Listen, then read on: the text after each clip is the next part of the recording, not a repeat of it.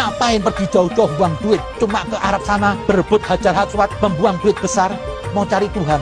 Anda senengkan manusia, Tuhan nggak di situ. Tuhan ada di tempat-tempat orang-orang yang susah.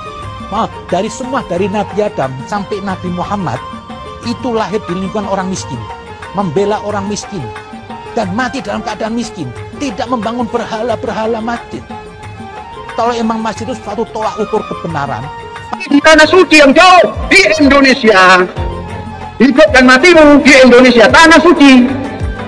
Otak orang Indonesia hari ini banyak yang salah memahami tanah suci karena tidak membaca lagu kebangsaannya. Bayar sekarang 35 juta yang sepuh-sepuh berangkat mudah-mudahan mati di tanah suci. Di mana itu? Di Mekah atau di Madinah?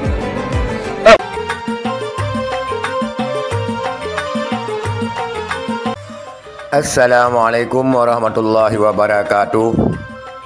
Mazhab Soekarno wa Soekarni, itulah tepatnya saudara sekalian. Tetapi yang satunya Panji Gumilang sudah menamakan memang mazhab Soekarno. Tetapi Habib Kribo tidak menamakan dia mazhab Soekarni. Tapi tepatnya kita sebutkan dia mazhab Soekarni, di mana mazhab Soekarno dan Soekarni ini kedua-duanya menentang tanah suci. Artinya Habib Kribo juga menghina tanah suci dan ibadah haji. Statementnya begini: buat apa ke tanah suci? Hanya buang-buang duit, hanya buang-buang uang. Tuhan tidak parkir di Ka'bah, Tuhan tidak parkir di masjid. Itu statement daripada Habib Kribo.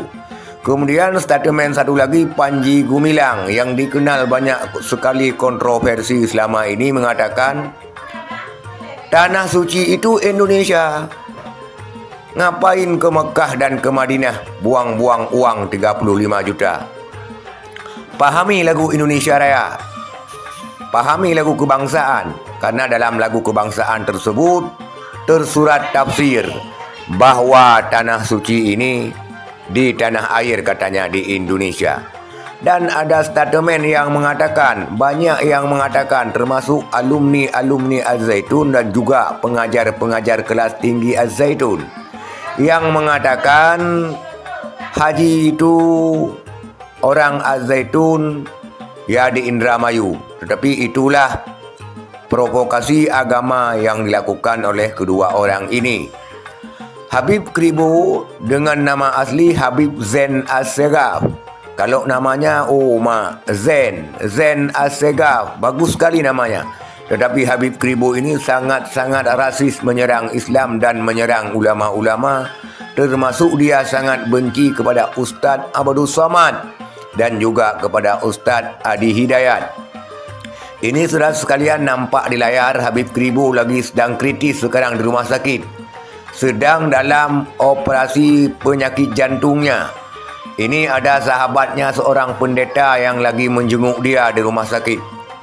Saudara sekalian, itulah keduanya mazhab Soekarno was Soekarni, Habib Kribo ataupun Zain Assegaf, juga Panji Gumilang yang nama lengkap Panji Gumilang tersebut juga sangat bagus, Abdul Salam namanya, Abdul Salam Panji Gumilang.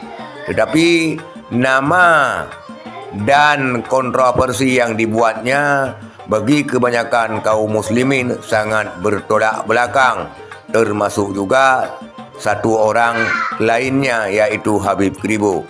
Tapi itulah mereka saudara sekalian, kita tidak perlu repot-repot dan kita tidak perlu pening-pening, karena memang orang-orang tersebut kemungkinan disiapkan